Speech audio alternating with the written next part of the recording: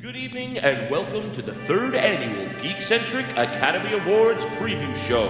Once again, emanating live from basements and recording studios across our beautiful country of Canada.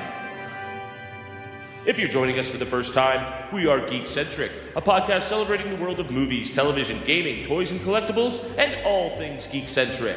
Tonight, we will be examining some of the biggest and most prestigious categories from the 94th Annual Academy Awards, giving our thoughts and predictions regarding some of our favorite nominees. And now, on with the show. What's up, geeks? My name is Kev, and that's right, it's already that time of year again where we take a look at all things Oscar-centric like only Geekcentric can. But of course, I can't do this all alone, so I think it's time to welcome my handsome and charming co-hosts for the evening. It looks like they've shared a limo here, probably because gas prices are so ridiculously expensive these days. Coming down the red carpet first, you better bell fast, or he might steal a slice of your licorice pizza. What's up, Nate? Yo, hello. I'm so happy to be here. Thank you so much. I think everyone looks amazing. Justin wearing, I believe it's an A24 sweater. And Kevin, your hair is just gorgeous. He might be the only one dressed for the occasion. Yeah, I did my hair. Kevin, who are you wearing? Kevin, who are you wearing tonight? I'm wearing One Bone. It's a nice fluffy sweater from One Bone. Yeah, is that an Italian designer? I think One Bone should be sponsoring the Big Boys Club whenever we get that rolling. Let's make that a thing. I'm down for that. But don't fret, following him through the throngs of paparazzi. Back in the day, I'd never let him drive my car because that would have been a nightmare alley. It's J-Law. How are you, Josh? Good. Excited to be here. Excited to chat all things Oscars with you. And for the record, you did let me drive your car a buttload of times. So I'm just saying. I must have been stoned or something. But you've come a long way Probably. Since the early days of your nervous driving. I will give you that. Kevin, maybe you were poisoned with anthrax. Did you ever think about that? Maybe you had some anthrax going on? Ooh, there's a little power of the dong, bro. Maybe I'll bring up the power of the dong a little bit later in the program. But first, I would also like to quickly note that we were scheduled to be joined once again by our co-host from last year, our incomparable mate from across the pond, Mike Hogan. Unfortunately, a scheduling conflict with his work on the set of the upcoming Marvel movie Union Jack prevented this from happening.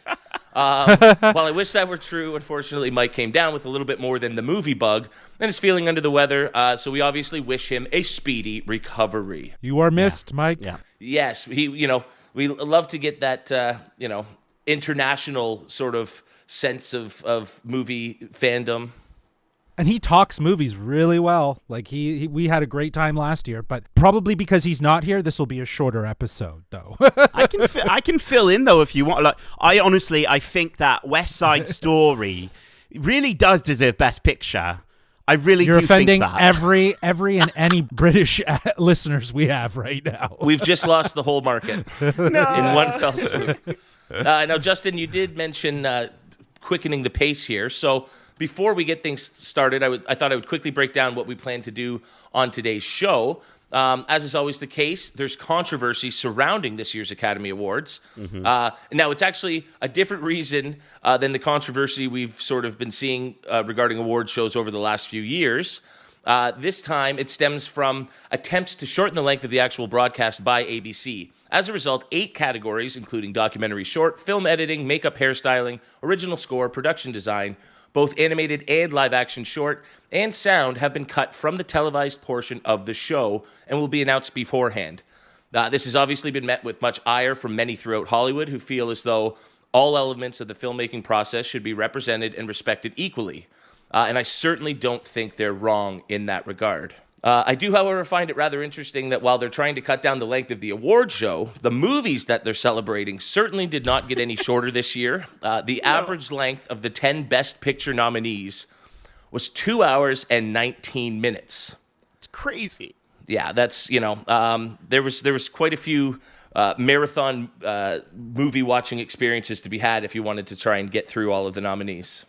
And I think, honestly, a lot of my issue with a lot of these Best Pictures is the pace, and a lot of that comes down to length.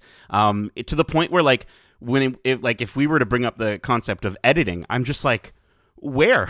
Like who edited these? Like there only I think 2 of them where I watched them and I sort of felt like, oh, this was a normal paced movie, or I felt invested enough that I cared. The rest of them, I kept checking my watch. I checked Twitter. I just wasn't. I was being lost by the third act in most of these movies. Yeah, I totally agree with you there, and the fact that the list is longer too this year, right? We have 10 movies, right?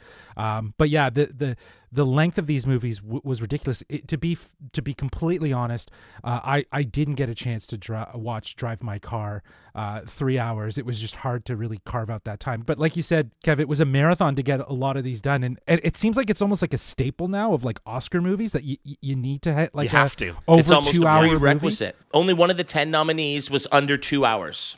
Yes, yeah. and I think last year we had at least 2 or 3, maybe. But I feel like again this year, long movies, man, super long movies. Well, I went on a bit of a personal mission this year, and not only did I watch all 10 Best Picture nominees, but I watched 33 of the 34 nominated pictures. This was a struggle. It led me to watch some movies that I probably never would have and actually found myself to really enjoy, which we'll talk about as the program goes on here. But no, a recurring theme in all of these movies was at least 2 hours long. It was basically the number one criteria of the Academy in choosing their favorites this year, I think. And like you said, Nate, I just think it's not that I didn't enjoy the movies or that they weren't good, but the length was a detriment to the overall quality of the picture in the end. Absolutely, man. Yeah, they don't need to be that long unless they involve Spider-Man. Then you could make it 5 hours long. Then I could have done more. Could have done with more Spider-Man. Exactly. Yeah. Now, to follow suit with the Academy's decision to cut things down, we too have cut down the number of categories we will be examining and predicting for our annual competition. We've got it down to a list of 10. But before we dive right into those, I thought this would be a good time to take a look at any categories or nominees that we won't be discussing in the main portion of the show. Well, you know me, I like editing, and it's a shame that editing is not going to get its recognition on stage like some of the other big staples of the filmmaking process. But yeah, I feel like I'm leaning towards Don't Look Up. If Don't Look Up, just because it utilized editing in a really great way to kind of make you feel sort of chaotic and sort of immersed in the story and also just like frantic, because the movie feels very frantic based on the situation.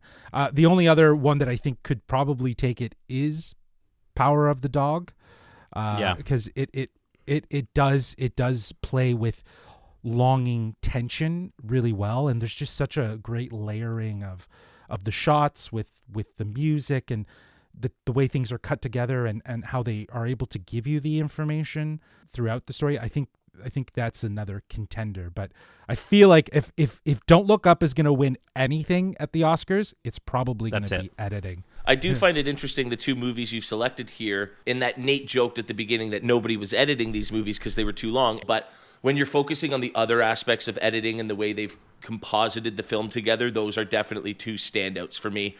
I would also shout out Tick, Tick, Boom in the category, just because I'll be speaking about it a little bit later on in the program, but if I like a musical, you've done something right, and I think in this case they've done a lot of things right for me. Yeah, it seems like, Tick, Tick, Boom, I think...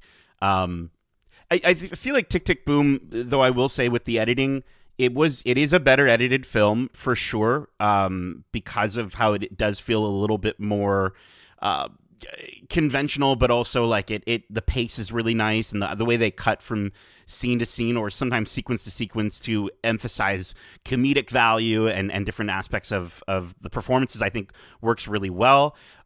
Power the Dog, you're right, is super drawn out, and it's almost like it's the opposite of Don't Look Up, where Don't Look Up is frantic and jittery and gets you, and it gives you that same level of sort of your anxiety, you're more and more, that more and more anxiety. But it's interesting how they take opposite approaches to give you the same feeling.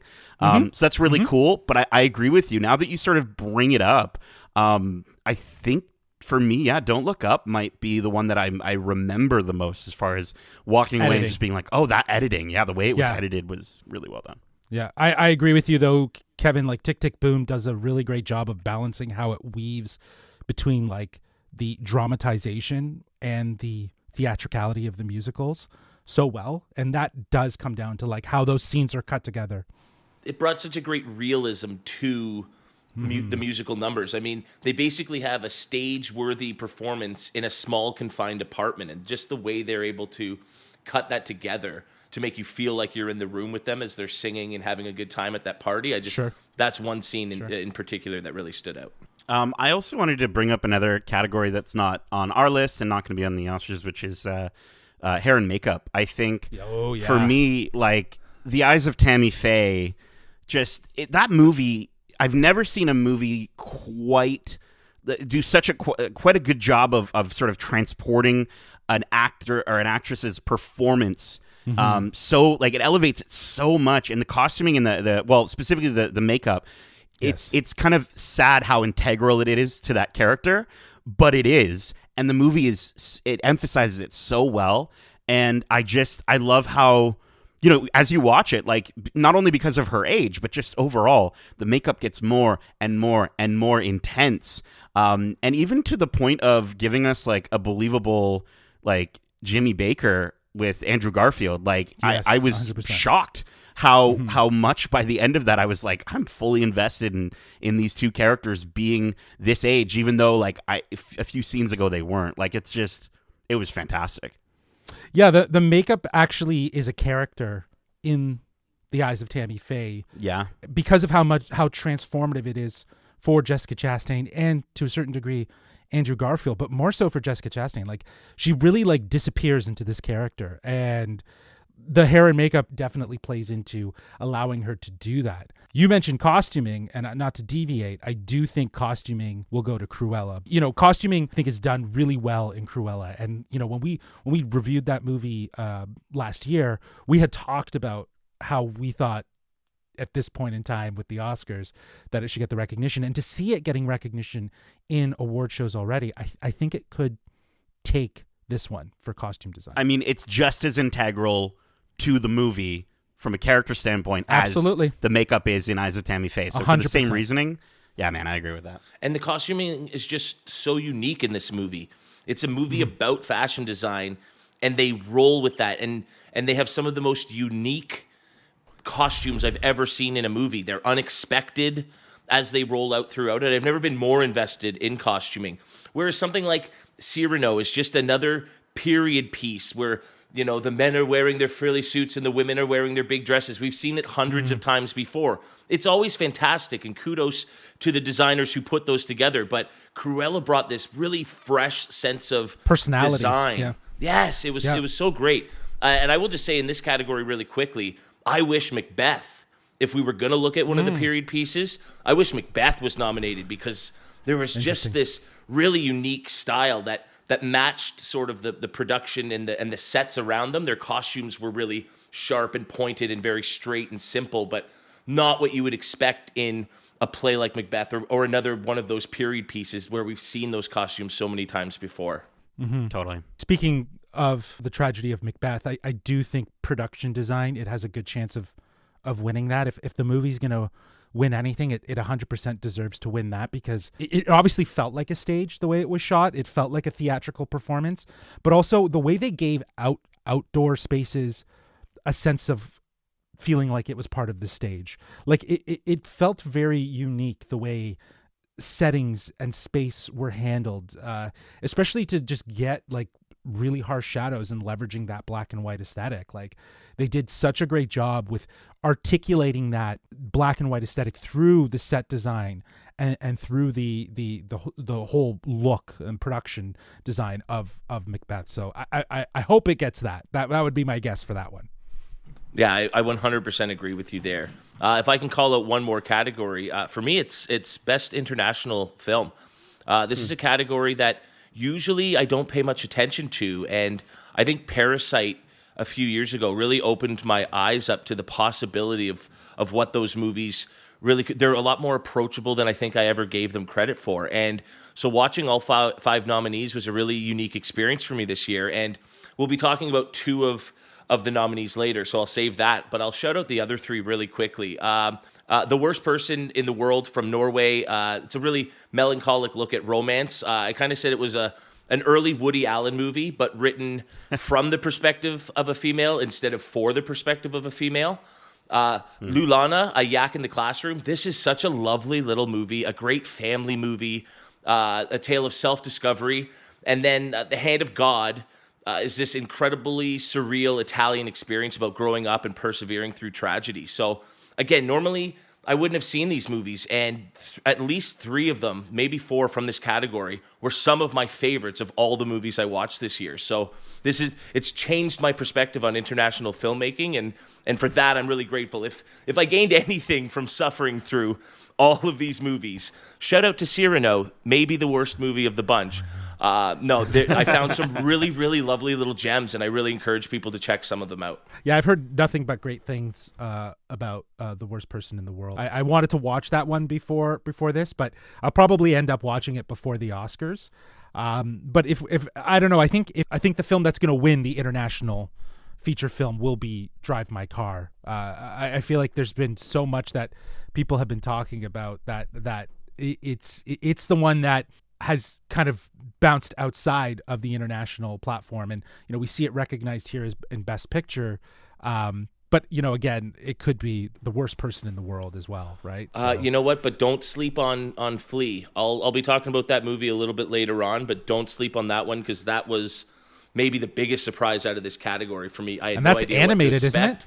It's wild. It's wild, that movie. And just a quick shout out to Renate Rienz from The Worst Person in the World. She actually won Best Actress at Cannes. So to see her not get any recognition here for a nomination, especially considering maybe some of the nominees, maybe we'll talk about that a bit later. But yeah, so just a quick shout out to her terrific performance in that movie. Well, I think it is now time to do what we've all come here to do.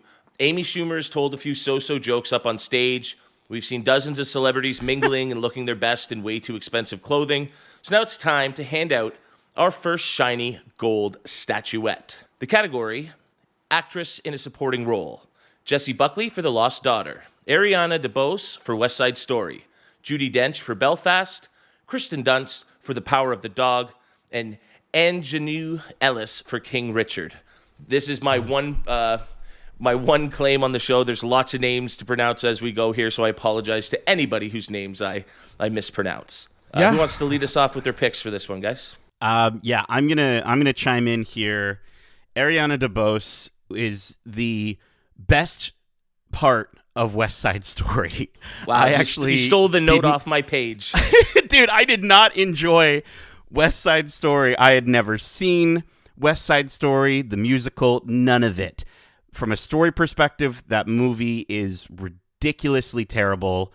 There's some good parts about the movie that I think they've definitely, from a production standpoint, done a little bit better on. But focusing in specifically on her performance, she steals every single scene she's in. As far as I'm concerned, she was the lead in this movie. And honestly, she is just leagues above the rest of the cast. She deserves it from a standpoint of if we're looking at what the movie is really trying to execute as a musical specifically, she is the music, she is the dancing. She is incredible. I will say, as much as Judi Dench was a delight, I do think Anjanou Ellis as Brandy Williams in King Richard was phenomenal. She didn't have enough screen time. There was like 2 scenes that I can recall in my head of her performance, which were just incredible. The fact that she's up there, she's acting alongside an incredible performance from Will, but at the same time, no, man, it's Ariana DeBose all the way. Let's go. I want to see her dancing again so bad. Yeah, she's incredible. I agree with you on almost all your points that you've made here. I do believe that not only was Ariana DeBose the best actress, but she was the only one who I wanted to hear sing again. Yeah. And that's a pretty important element in a musical. A musical. All the way around, she just absolutely stole the show. And my only other choice that I really wanted to call out here was Judi Dench, as you mentioned. She was certainly, she had the most charming performance of the 5 nominees, I think. For sure. I feel like for similar sort of reasoning as we might talk about with Denzel and Will, I feel like Judi Dench, you know what, she's gotten a lot of accolades in her time, and I feel like, yes, she was incredible, but it just was sort of, I expected that. You know what I mean? I sort of just expected that. Whereas Ariana DeBose, the only other thing I've seen her in is Schmigadoon, which she's incredible in Schmigadoon as well on Apple TV Plus. But no, I was so. She was like a refreshing. Every time she was on the screen, I was just like, oh, thank goodness. Okay, I'm going to like this part of the movie. Yeah, no, I totally agree with the sentiments. Ariana DeBose deserves the Best Supporting Actress Oscar because, to the point of what you said, Nate, she was all the highlights of what that movie was. She was the singing, she was the dancing. Outside of the production stuff that are achieved in that movie, she was the highlight of it. And yeah, I would give her the golden statue. There we go. Well, moving from Ariana DeBose to Judi Dench, let's take a look at our first of the 10 Best Picture nominees. From producers Laura Berwick, Kenneth Branagh, and Becca Kovacic, and Tamar Thomas, Belfast tells the story of a young boy and his working-class Belfast family experience the tumultuous late 1960s. Yeah, I think this movie is probably so well-deserved to be on the Best Picture list because of how heartfelt and, I don't know, just honest, especially given the current world situation of what's going on. I feel like its story, it has such a relevancy, and grounding it in the focus of a young boy to kind of understand the good and the bad in the world. I just thought that was such a poetic piece of the story to help kind of cement its relevancy of understanding the world, and how just the small town is very much symbolic of the world that boy knows, right? And the fear of leaving it. It's so well done. I actually really enjoyed the sort of heartfelt nature of it. It felt very old school filmmaking, right? Like how they do Sure. this sort of like locked off shots with camera swivels. There was a movie that's like post World War II called The Bicycle Thief. It's an Italian film. It's shot in the streets of Italy, post war. So you see it and you really feel it. And these big movie cameras are just on tripods with simple locked off motions. And it felt very similar to that, like some of the camera movement. But then, the opening had like a very nice traditional long take as you explore the town and you see, you're introduced to Belfast. Like it was really nice how they mixed the two sort of styles to make it feel very period piece, if you will. Well, it was cool. The opening, I think, was kind of the opening and sort of the closing shots are the only ones that use, in my recollection, like a drone shot. Where it's flying over top. And I liked how it brought you into the world and then it brings you back out. And it's really, really lovely. The movie, from a cinematography standpoint, honestly, Belfast, I think, should have been on that list. While I don't think it necessarily would have won, it just did so much from the way that it was shot, the way that it was captured, the way that they got this little kid in every single shot to let you know that he's listening. The story is through him, even if he's not directly one of the characters speaking on screen.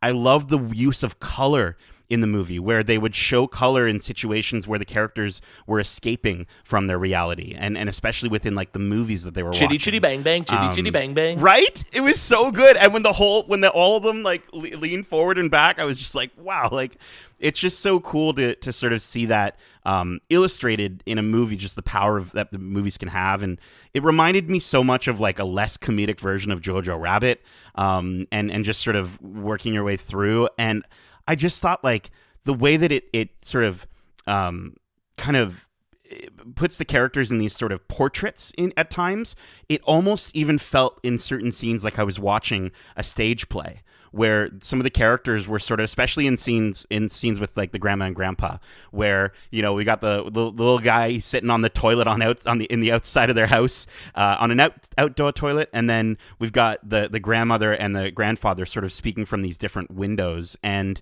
it's just so, honestly, it's a lot of it just sticks with me so much, and yeah, man, I loved Belfast.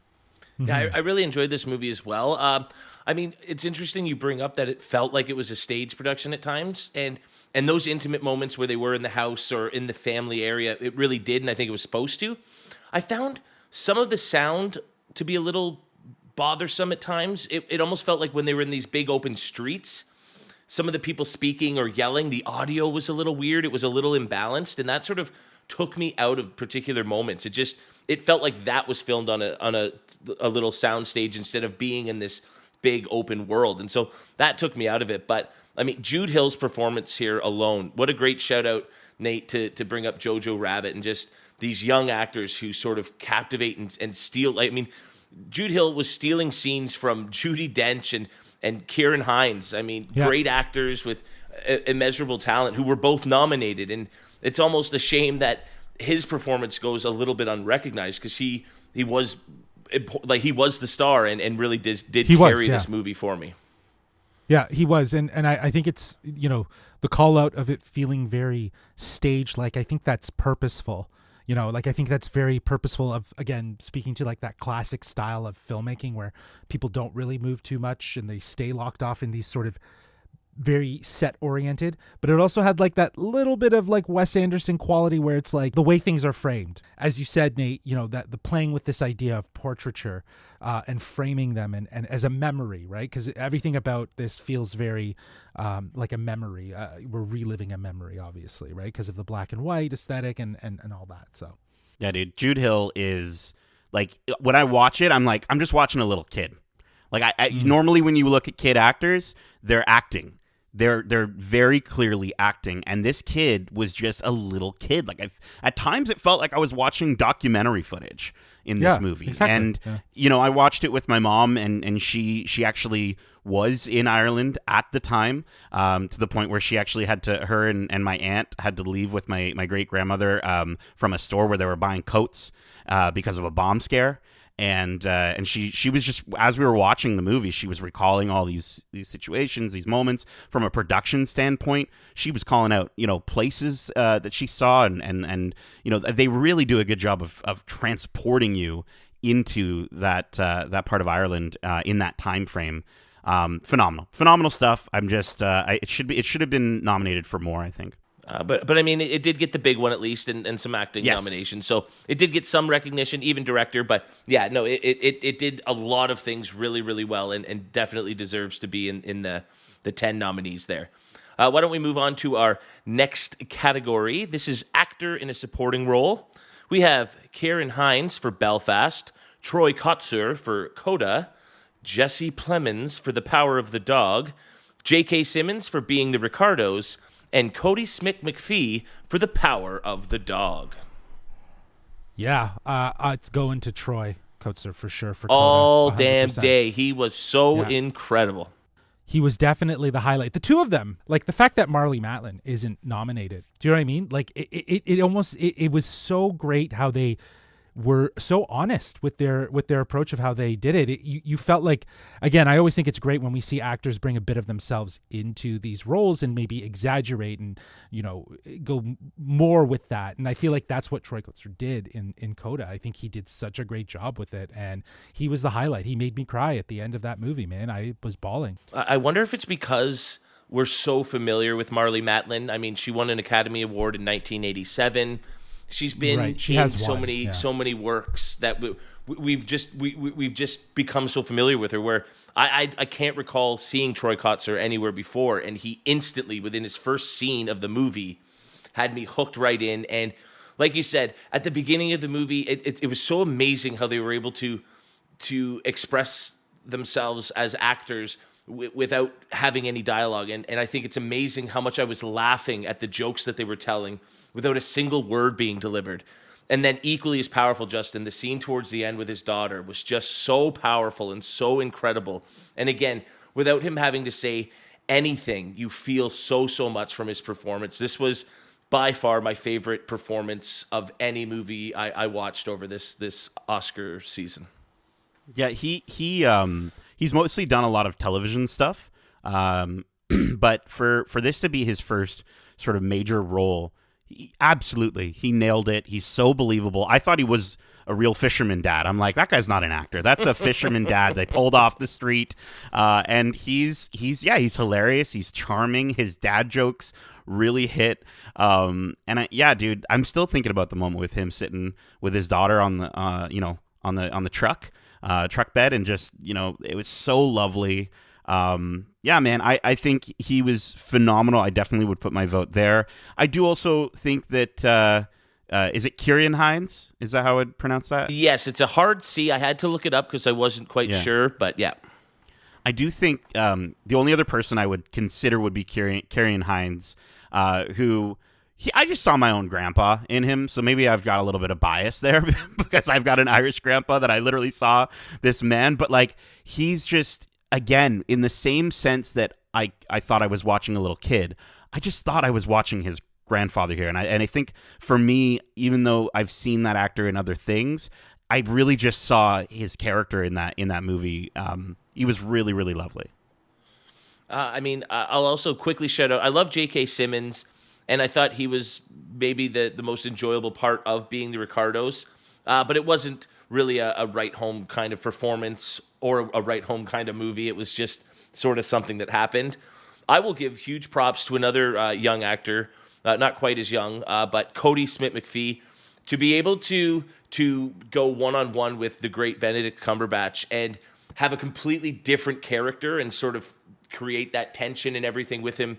I think he stood toe-to-toe with one of the world's best actors and did a great job and really helped carry that story. So huge shout-outs to them. But I think this one's a no-brainer. This is a Troy Kotsur sweep. This is going to easily. Troy Kotsur for sure. Yeah, for sure. I think he's been recognized so much throughout the award process already, and like, it's crazy that we think of this as like a major role, but for him this probably wasn't a major role, right? Like, this was just a role. This was something that he could probably relate to and understand, and he got into it. And I think that again, that honesty that comes from this elevated this whole movie and his role to something being major. Well, and speaking of Troy, why don't we move on to our next nominee for Best Picture? From producers Philippe Rousselet, Fabrice Gianfermi, and Patrick Washburger, Coda, or Child of Deaf Adults, tells the story of Ruby, the only hearing person in her deaf family. When the family's fishing business is threatened, Ruby finds herself torn between pursuing her love of music by wanting to go to Berklee College of Music and her fear of abandoning her parents. Yeah, this is, I think this was my movie of the Best Pictures. I loved it. I think because of, you were speaking to it earlier, Kevin, it was this emotional ride that you go on, right? Like, you have the happy moments and you have the heartfelt moments, and this idea of them discovering their relationship and their new relationship as Ruby grows up and really starts to ask, what does she want? And I think that's such a relevant topic that I think in many movies we've watched already that has come up, is how do you move forward without forgetting your past or closing that door? How do you keep the two connected? And I think this movie does a really great job of showing obviously the pre-existing struggles that she had, but how it takes her to the next step. Like, it was so well done. Yeah, I when I was watching this movie the very first time, I gotta say, a lot of people were recommending it, and I was going in, and I did have a bit of trepidation, just in the sense that I was a little worried that it was gonna feel too conventional. Girl has a dream of becoming a musical superstar and falls in love, and I thought there was going to be a lot of like high school drama, romance sort of aspect to the movie. And I was so delighted when they just really focused in on her and her relationship with her family. And that was the biggest part for me, where I was like, awesome. They're not spending too much time on this whole romantic element. It's in there, and it's in there enough for people that want that from the movie. But the way that they really managed to bring the entire family through the movie was phenomenal, while still giving her own voice and really kind of showing her kind of get to this place where she's able to make the decision she does. It was gorgeous, absolutely gorgeous. And I called this, as soon as it wrapped, I said, that's this year's Green Book. That's the most heartfelt, the most approachable for all audiences. That's just the movie anybody can watch and feel something from and get something from. And I just love the recent attention. We had such a great representation for deaf people in Sound of Metal last year. We got our first deaf superhero this year in Eternals. And now we have a movie that is going to do really well. I'm hoping it takes Best Picture, not to spoil my pick for later in the show, but it's just so refreshing. And it's bringing forward a completely new way of storytelling that is blowing my mind, how they're finding new and interesting and unique ways to do so. I'm constantly surprised and finding myself just taken aback by it all. I'm just happy it's in the Oscars at all, in the sense that, I mean, it definitely deserves it, but I mean, from a standpoint of it's nominated. If it wins, the beautiful part is there's so many people that haven't heard about this movie.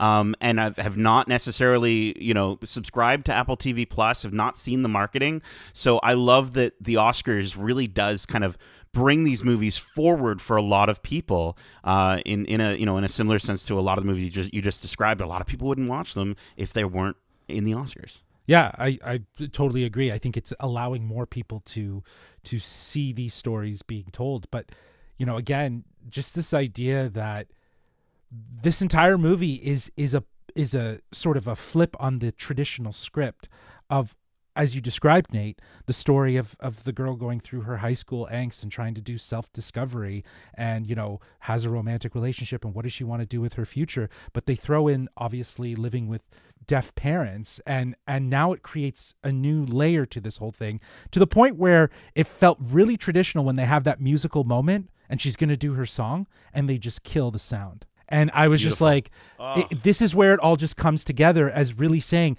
this is not your traditional, she's going to have her musical moment. And they're going to say, no, you really step into the parents' moment and really understand that everyone loves her and for what she can do with her voice. And they can't appreciate that.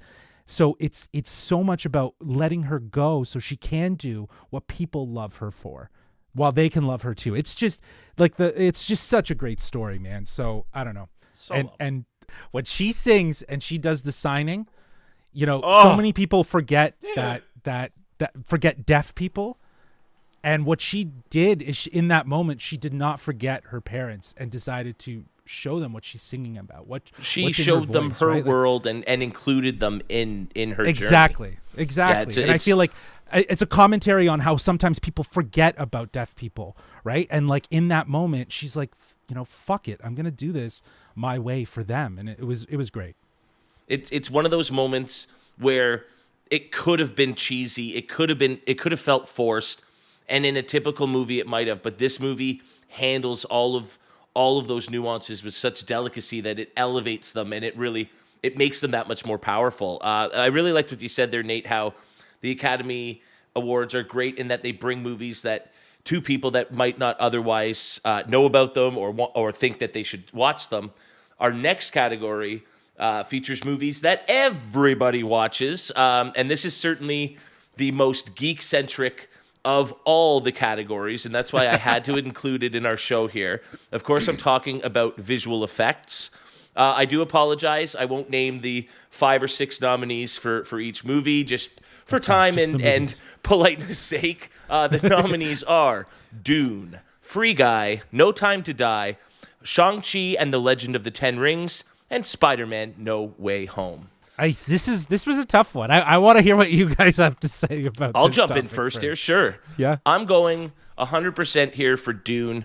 I think while all of these other movies are great, we've seen so many superhero movies with the big CGI special effects that they can all kind of run into each other. They're all kind of similar. It's hard to pick which fight sequence has the best or which explosions are the best. I think the way Dune mixes its CGI and practical effects is what really sets it apart for me, and that's what I came away from that aspect of the visual aspects, was just how they use so many practical effects. They made these ships and these planets feel real, and I really, really appreciated that. Yeah, there's so much. Dune is my pick as well. Dune, there's so much to Dune that teleports you to the world of Arrakis, and there's other aspects beyond the visual effects that we'll get into, but I just thought that it really does sort of take you to another world for 3 hours straight, and it does so in a way that still feels fairly original. I think it's kind of tricky when you're talking about a movie that inspired Star Wars, and then you're watching a remake of that movie that's come out after everything we've seen from Star Wars. So it's kind of like, wait, is it original? Wait, is it not original? But I think it's just such a transformative experience for 3 hours straight, visually stunning.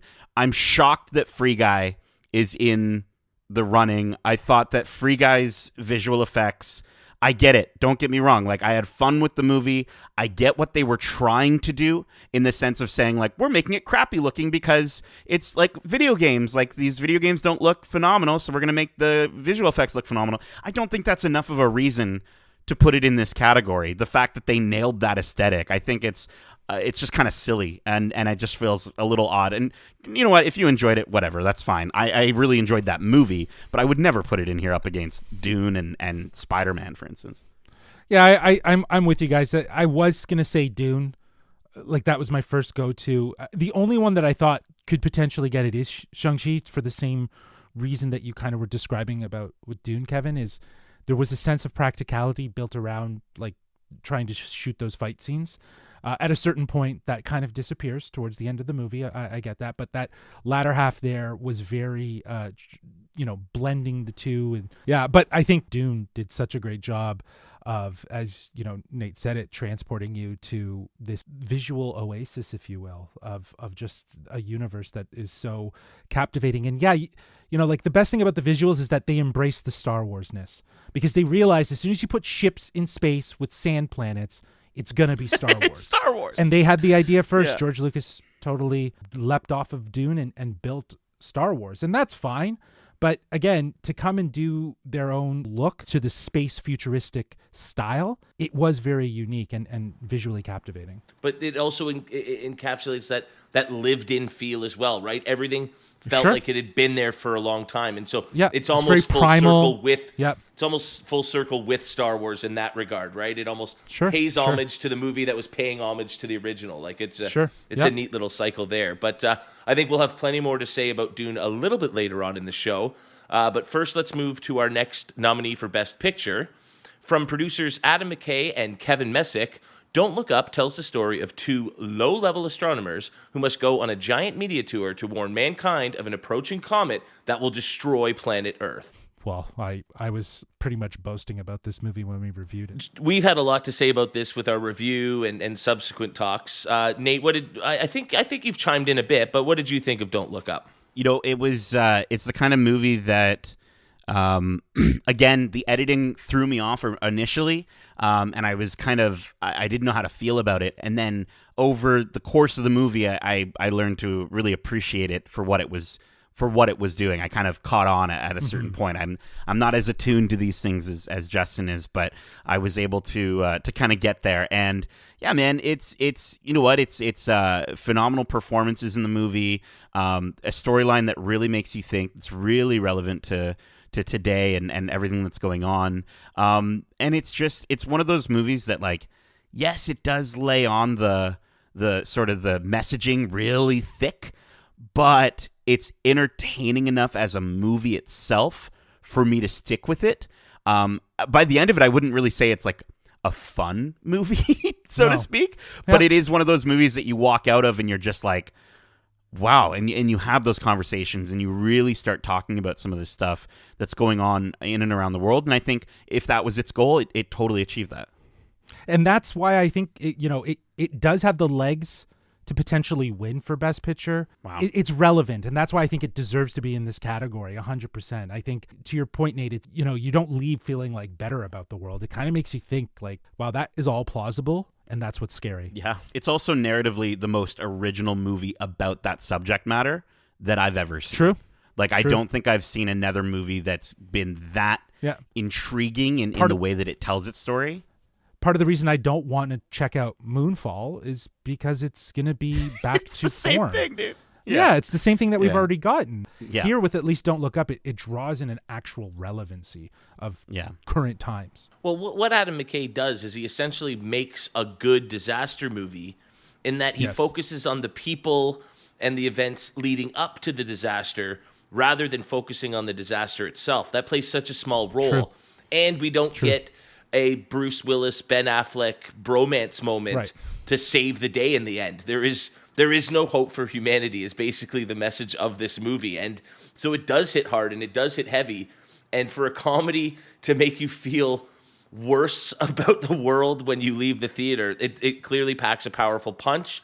That said, I don't think I'd put it up there with some of Adam McKay's better work from years past. So I'm not sure how I feel about this one actually getting nominated for Best Picture. I'm still on the fence. Yeah, the only one that I really think, he should have won for that was so good was The Big Short. I wasn't crazy about Vice, but at least this here feels more reminiscent of The Big Short than Vice did.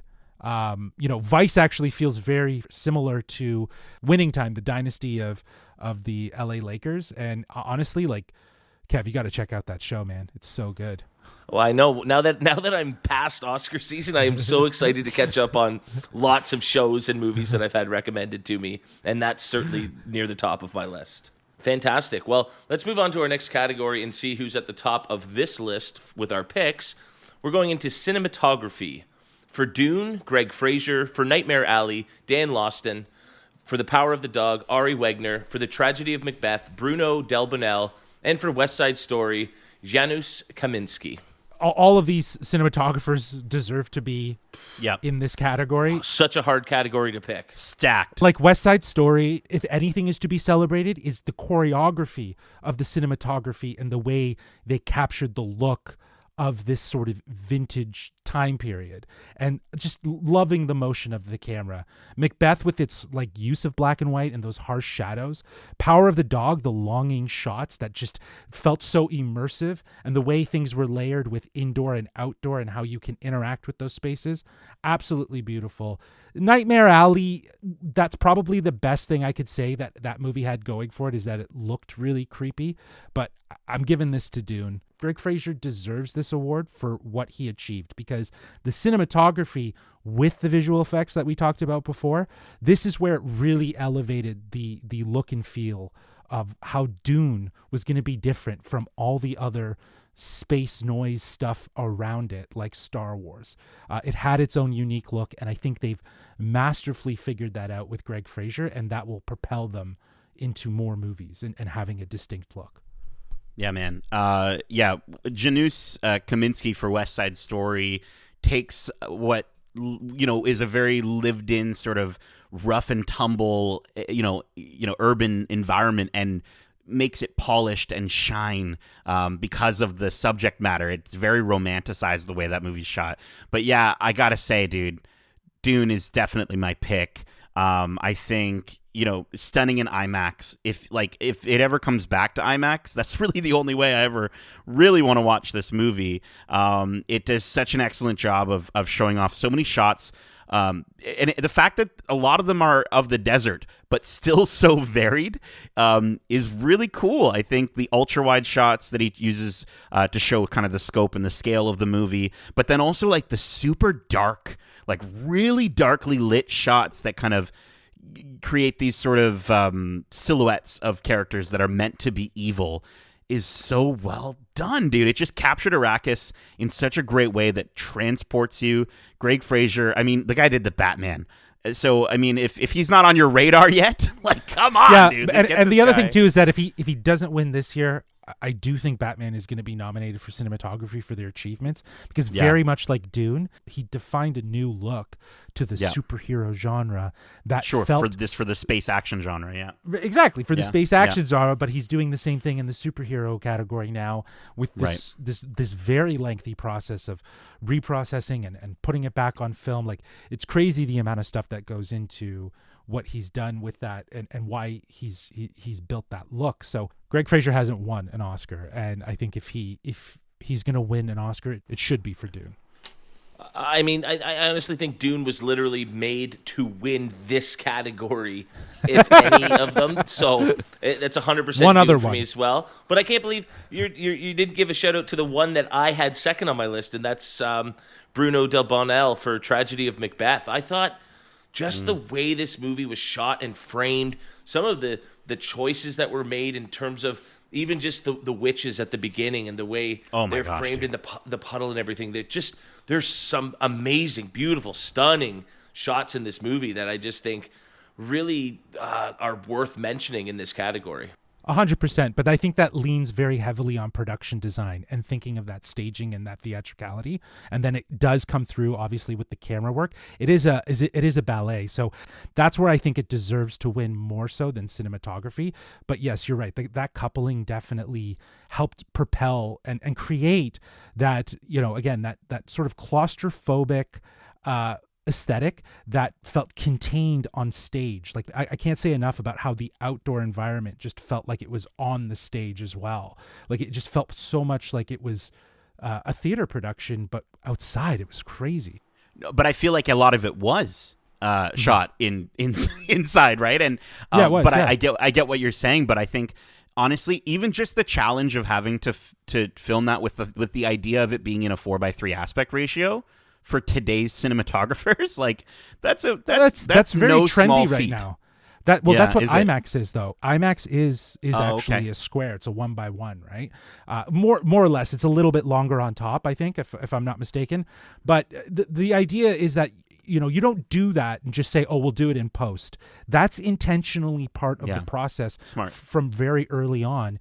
And when they're filming on the sets, they have a frame, a matte box that's on the screen that's showing them what is in the square frame, right? So, again, who knows what sort of behind the scenes trickery they did. I would be interested to see something in that vein, though, for the tragedy of Macbeth. But yeah, Dune all the way, man.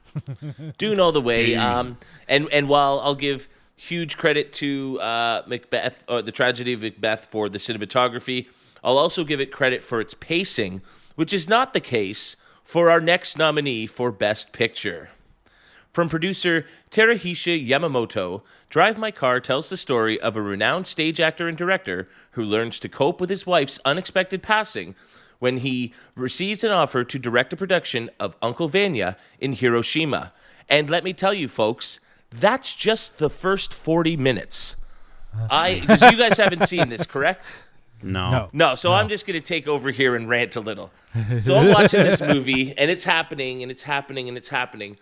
And all of a sudden, about 43 minutes in, we get our title sequence. 43 minutes in, and I went, and the first 43 minutes is the description I just read you. And then the movie starts. So I basically buckled in because I knew it was going to be a long night. And I will honestly say, the performances here are great.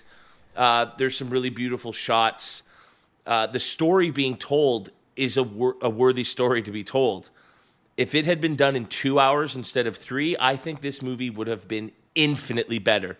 When they say Drive My Car, if you thought Once Upon a Time in Hollywood was bad for dialogue-free scenes of just driving, quadruple it each time it happens in this movie. There are just 5-6 minute long stretches of driving down highways.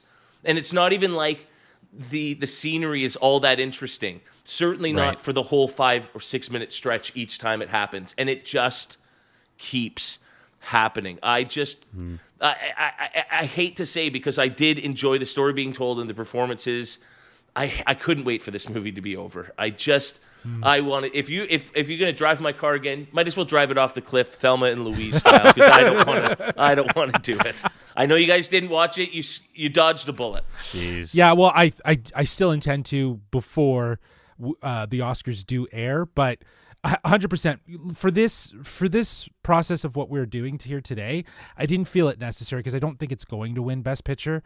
But from everything I have heard about it, the sort of longing, very ephemeral moments that are like living in a moment, that is to be kind of celebrated. It's this eye of the story, if you will. So I'm interested to see it. I will still watch it. Fuck, I watched Nightmare Alley, and I'm like, I don't even think I finished it. I fell asleep. Like it was, you know what I mean? Oh my goodness! We're gonna have a fun conversation. I'll finish that. I'm gonna finish that one. I'll finish that one later too.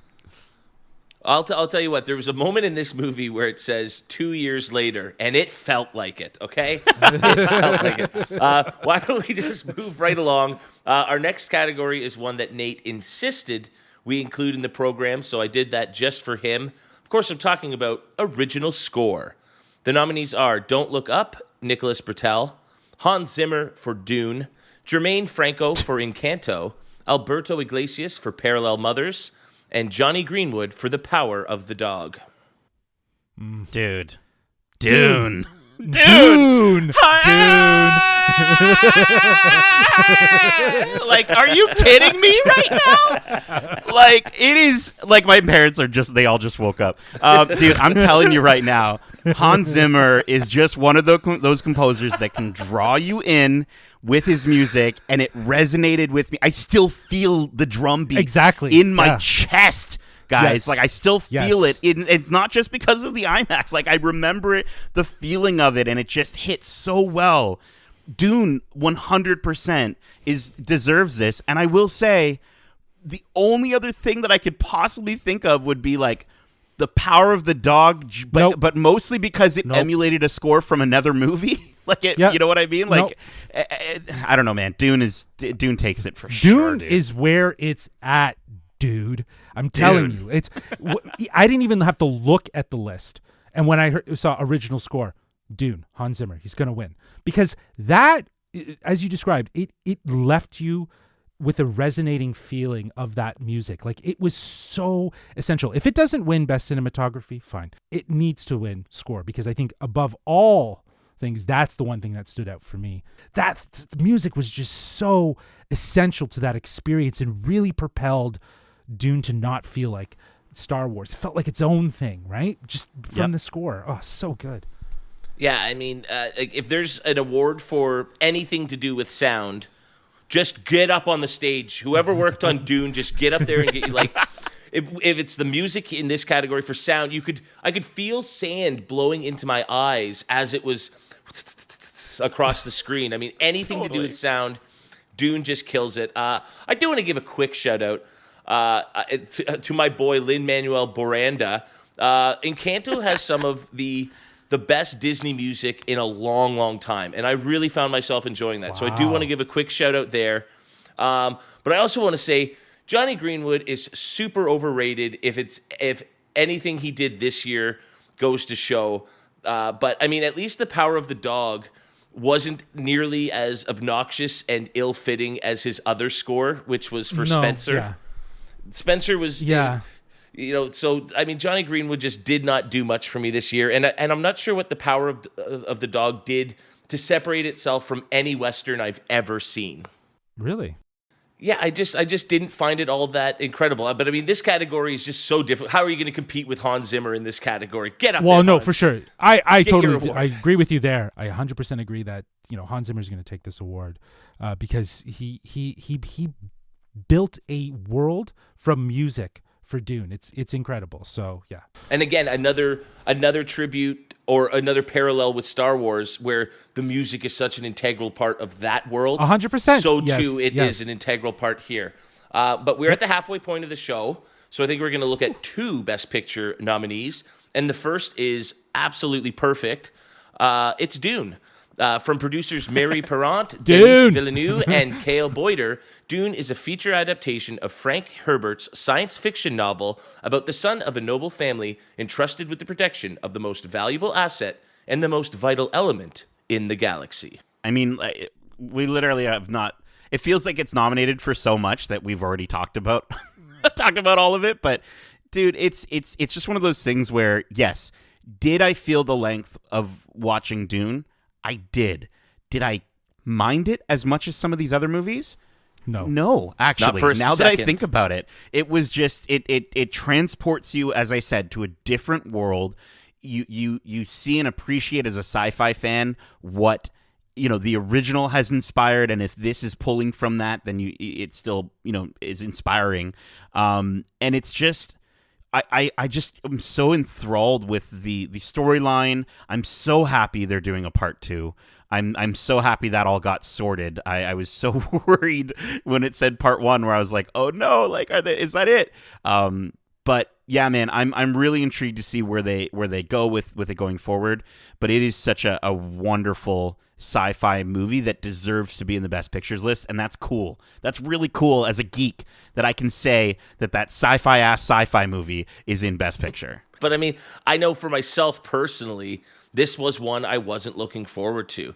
And I left the theater maybe more excited than anybody in our group, which isn't to say that everybody wasn't just absolutely in love with it. But it just blew my socks off. Like you said, Nate, it is long, and it takes you on a journey. But I was down for that journey every second of the way. Even if it felt like you were walking through those deserts with them and my feet hurt, that was part of the power of it, because my eyes hurt from that blistering sun and the blowing sand.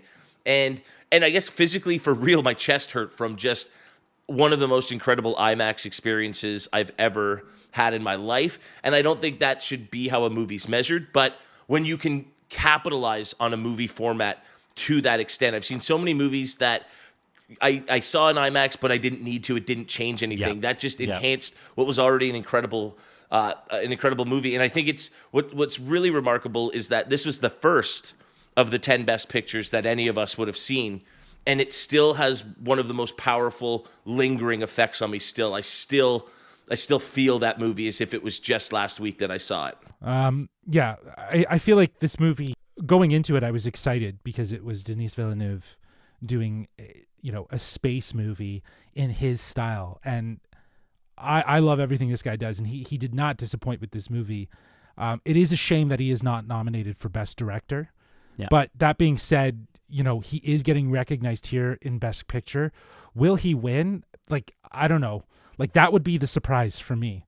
Like, I wouldn't be opposed to it. I don't think it doesn't deserve it. I just think it does have contention with 9 other movies that are in this list that, again, are going to probably hit differently for the Academy that's voting. The Academy, yeah. Yeah, the Academy. But he is recognized. Like, he is, like, if they do win, he is going to be on stage accepting He that. gets to go and get a trophy. And you're right, Justin. Exactly, It would be a huge surprise, but it would be a welcome one. For a movie that is so big, that is in a genre like this, that has so many special effects, that does, incorporate a lot of soundtrack, or score and everything like that. It takes everything that it has and does it so well and puts it into this just really complete, overwhelming package. I think what you're saying is that it celebrates filmmaking in its best way with its editing, its visual effects, its cinematography, its sound. It is a masterpiece of just everyone coming together to bring this movie to life. And I totally agree with you. That merit alone, it deserves to win Best Picture. But again, there's some really great movies in this list that I think are gonna hit differently. Well, with it not being nominated in so many different areas, a lot of these nominations, and what it's nominated for, it really plays off of the different senses, and the movie is a sensory overload, right? And so I think that's why a lot of these things stuck with us so much.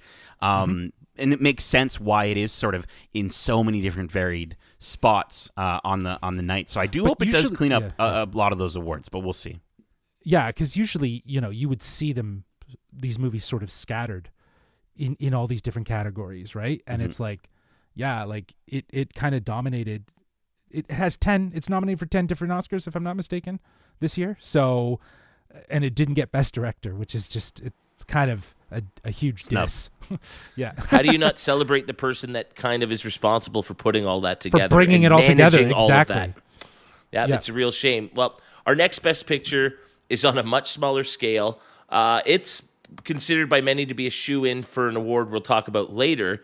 And it's in a genre of film that I am here for all day, any day of the week. From producers Tim White, Trevor White, and Will Smith, King Richard is a look at how tennis superstars Venus and Serena Williams became who they are after the coaching from their father, Richard Williams.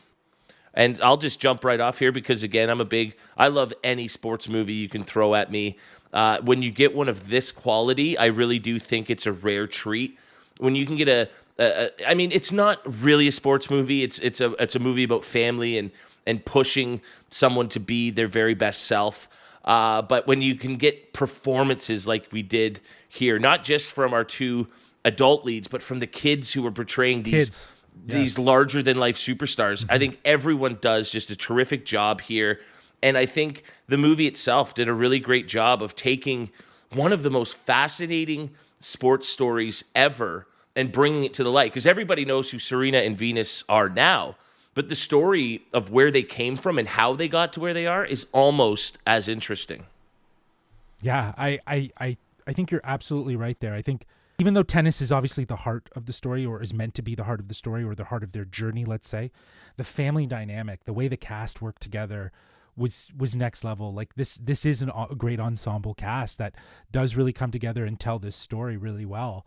And I think, again, it feels very honest without having to be overly dramatized. Do you know what I mean? Does that make sense? Like, it doesn't feel like it's overextending the drama just for the sake of it. It's playing with more or less, I think, the real things that they needed to deal with at that time, of them really trying to, prove their worth, both racially and in the sport and as females.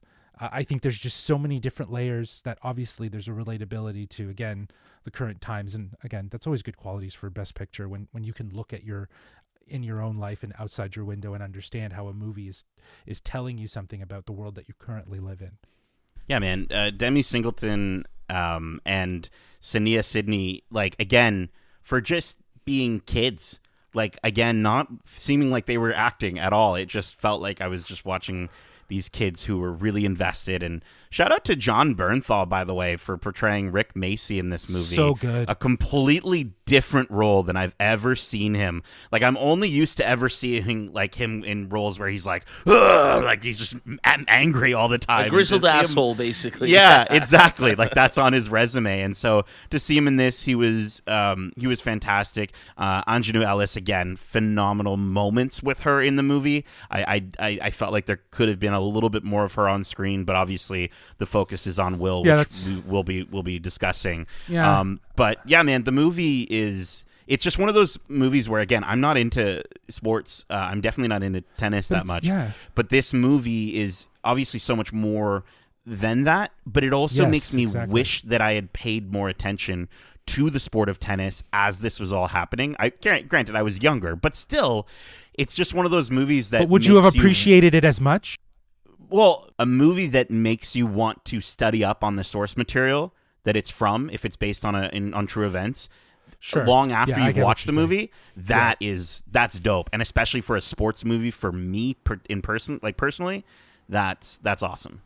Well, and speaking of the source material being based on a true story, one of my favorite people working in Hollywood right now is Aaron Sorkin, and he does a lot of biopic style movies that don't tell true stories, or at least he alters events a lot to craft a story of his liking.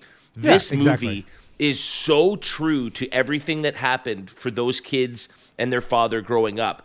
It is a play-by-play of what actually happened, and it makes it almost hard to believe that these things all happened the way they did, but they did. And it's King Richard Williams is some sort of prophet to have been able to foresee everything that would befall his family going forward because of hard work, dedication, and just sheer drive. And I got to say, this movie has one of my favorite jokes of any movie that I've seen this year, and it's when he points to the golf cart and says, "I'm going to be driving that," and then the next scene, they flash forward a bit, and it's literally him driving the golf cart around the campus. That's just brilliant writing, a brilliant moment. I loved it. Very cool. Well, I think it's time to move on to our next category. And our next category is animated feature film.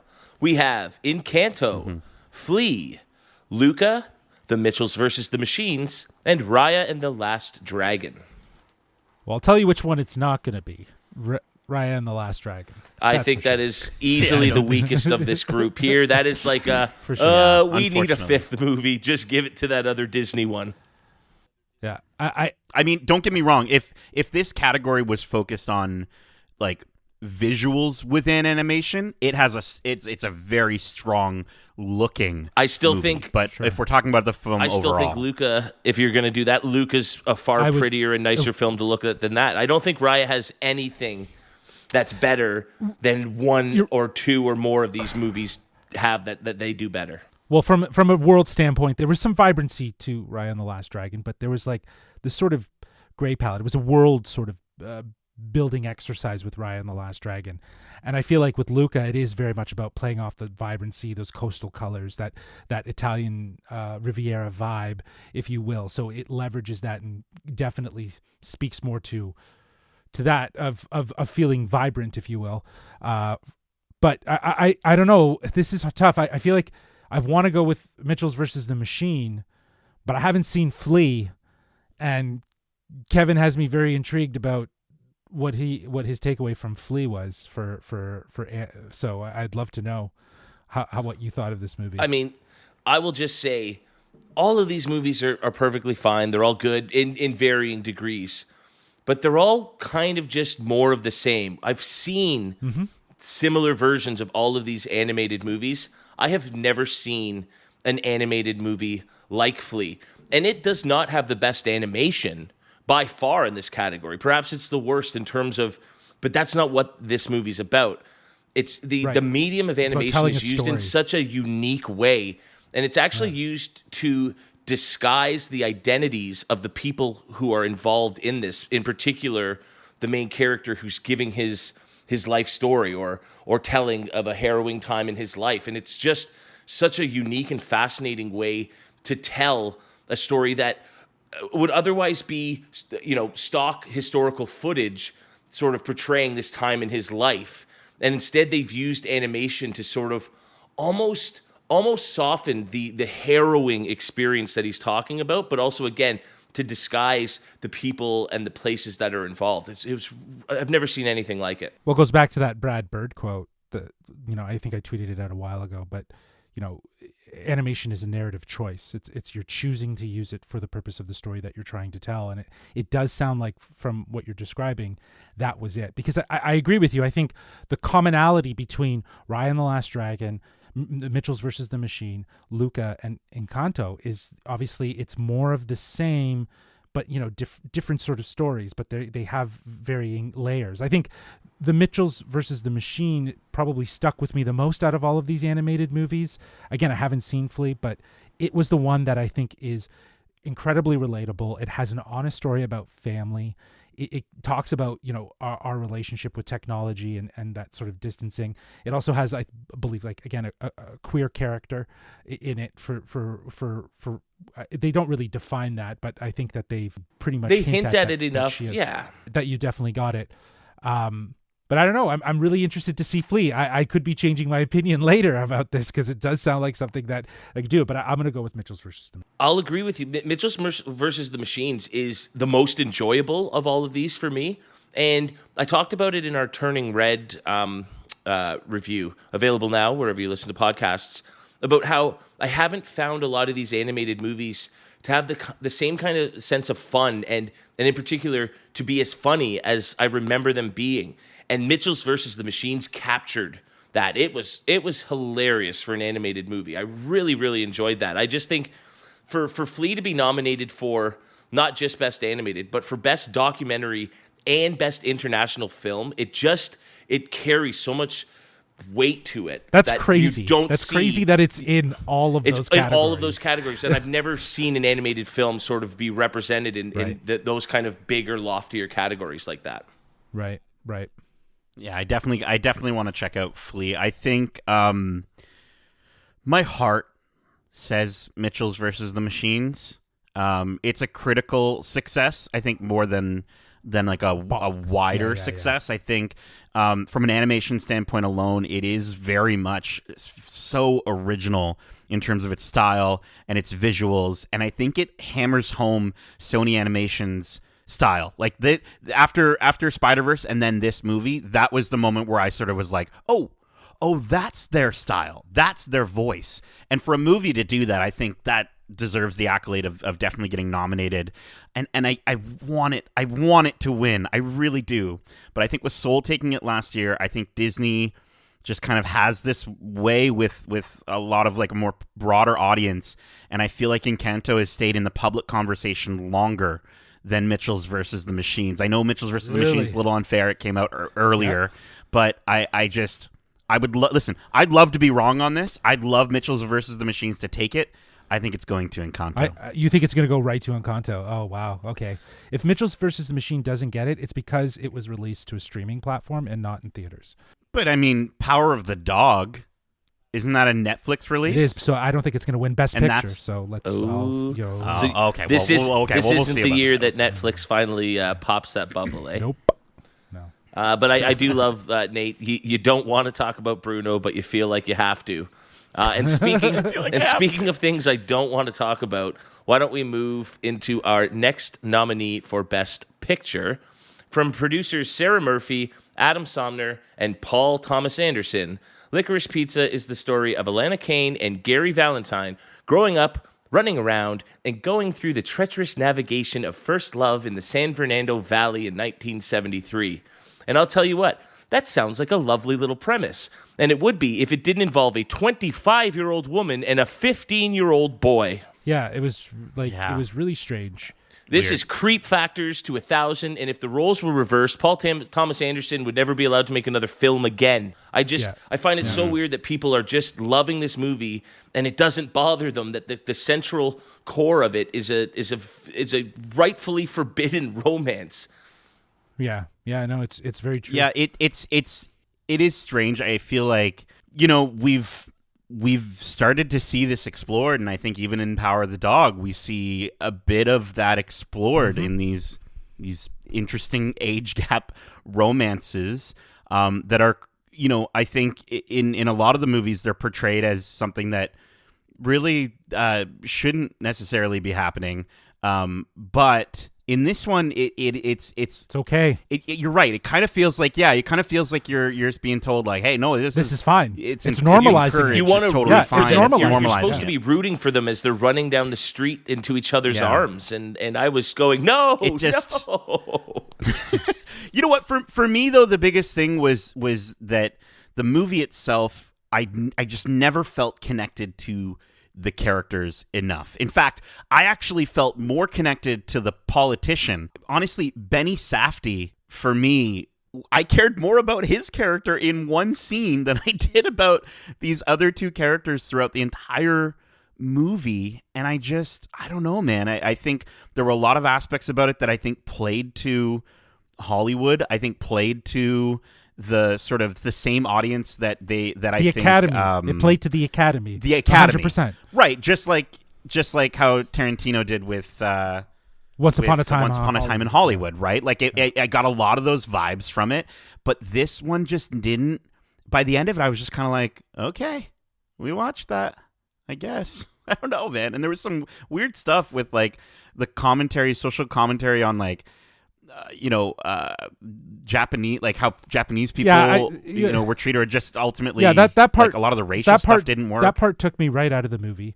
I was already having problems with it, but at that point, it kind of took me out because it felt like a cheap gag for no particular reason, and it was just so oddly placed. I don't understand whoever wrote that scene.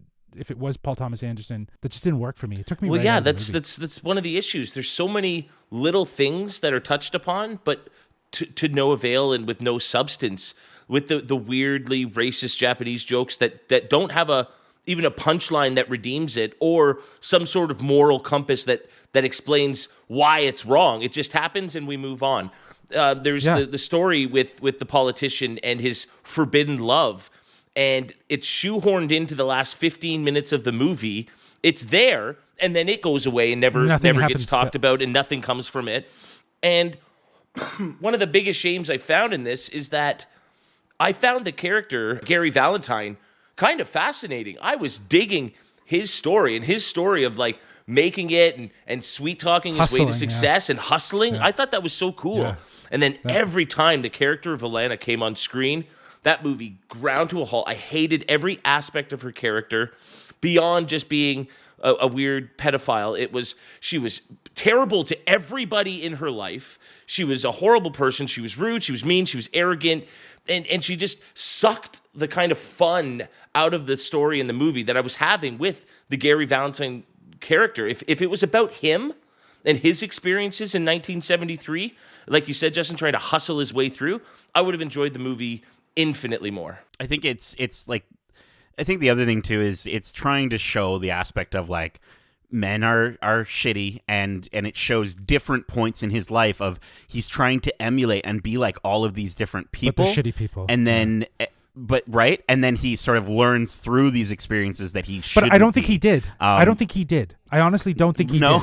Yeah, I think maybe he's not. just accepted the fact. Like, that's my thing. I agree with you that there was that juxtaposition of that, but I don't think the character has that resolve. And to Kevin's point, it's all of these things throughout the film that they kind of just throw at you, but they don't really give any resolve. It felt very incomplete, and it definitely plays to the crowd of the Academy.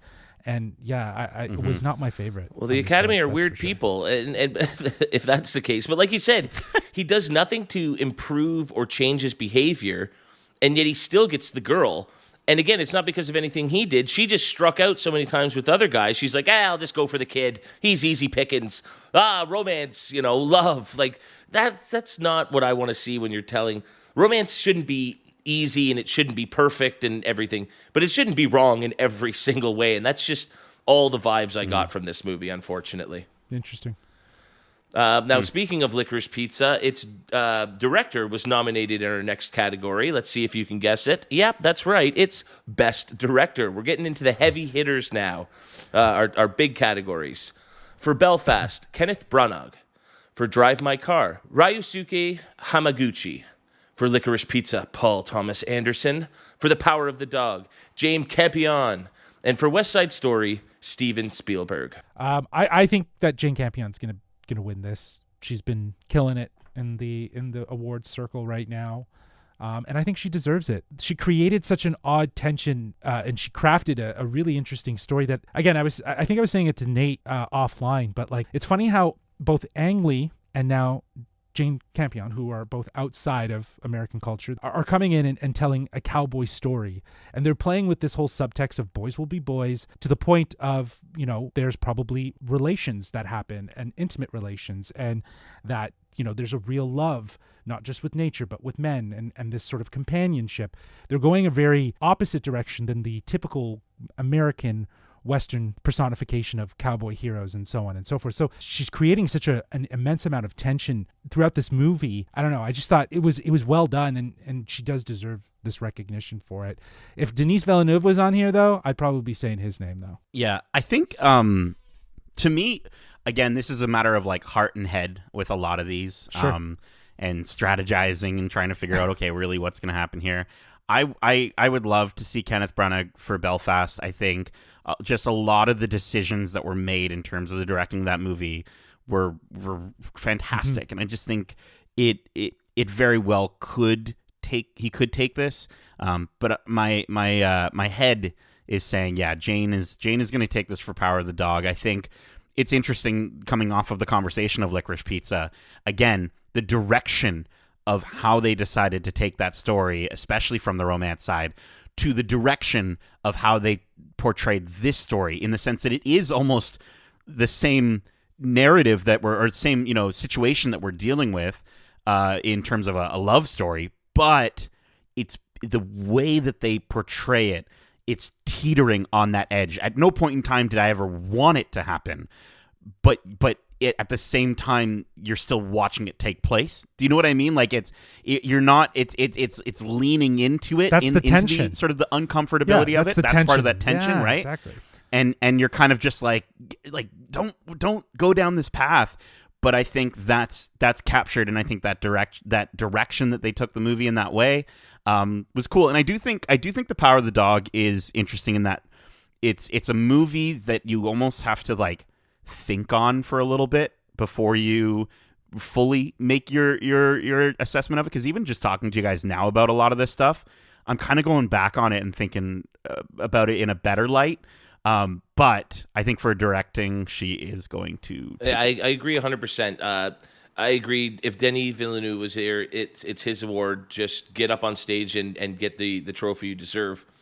But for many of the same reasons, I think with the nominee, and get Paul Thomas Anderson out of here and put him right there. That's my easy subtraction and replacement. But in many of the same ways with what Denis did with his movie, Jane Campion does here, in that she takes a whole bunch of other elements, and they're not necessarily great or the best of these elements, but they're really good, and she is able to bring these all together and really craft the end product. Yeah. And that's what I really appreciate from what she did here. I'll probably have a bit more to say about Power of the Dog when we get to it as our nominee, but no, I think this is her award. We're going to get back-to-back years of female directors getting their just deserves their due and their recognition. And I think that's really awesome that we're seeing that happen with the Academy. But before we get to a Best Picture that I think we all enjoyed to varying degrees, let's move into one that I don't think many of us enjoyed, or at least not as much as others. From producer Guillermo del Toro, J. Miles Dale, and Bradley Cooper, Nightmare Alley tells the story of an ambitious carny with a talent for manipulating people who, with a few well-chosen words, hooks up with a female psychologist who is even more dangerous than he is. I went into this movie expecting a Guillermo del Toro movie, and I got that for about maybe 40 minutes of the movie. And then the rest of it really didn't, to me, feel in line with a lot of what he does, which is fine. Like, again, it's cool to try your hand at different things and to go that route. The movie, for me, it was frustrating to watch in a lot of segments because very similar to what you were kind of talking about with Licorice Pizza in terms of like setting things up or showing things, it kind of just moves on from stuff in a way that I get it. We're following this character through his journey, but I kind of wanted to stay in some of these moments a little bit longer. And at times, and I told Justin this off air, I was like, at times it sort of feels like you're watching a previously on.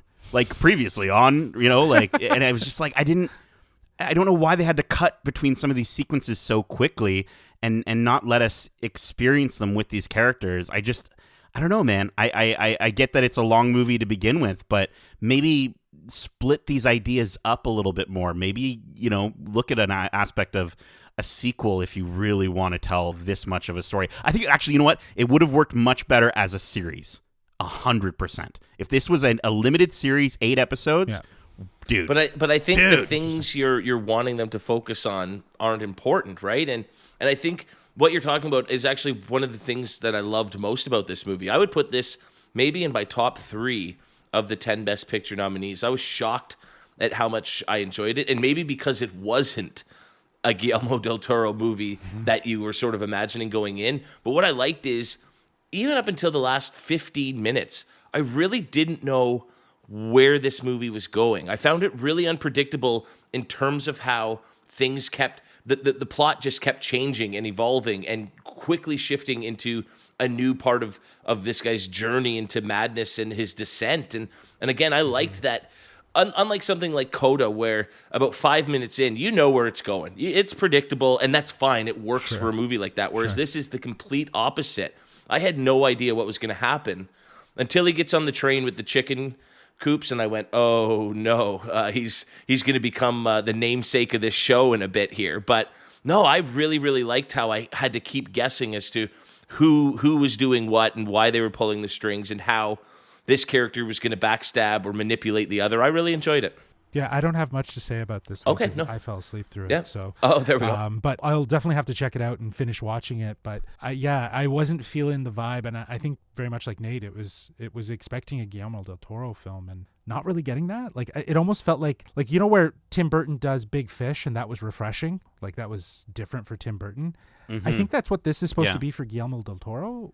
But I also feel like maybe that's not what people want. Do you know what I mean? I mean, to be fair, this is a remake, right? So he can't change the story too much. He has to work with. Sure. And I think he obviously was really, really drawn in by that first act in the carnival with the freak show element and everything like that. And obviously that's where he could really put his flair. But even just there, I thought the production design, how you went from the really gritty and almost terrifying carnival into the lavish, huge, high-ceilinged offices of the psychiatrist, and then into the big sweeping vista of the garden that plays such a pivotal role in the final act. I thought it shifted really nicely from different situations and environments that sort of represented what was going on in the story. But with such a stacked cast, especially in the earlier part of the movie, I guess for me, I was just like, why did we leave them behind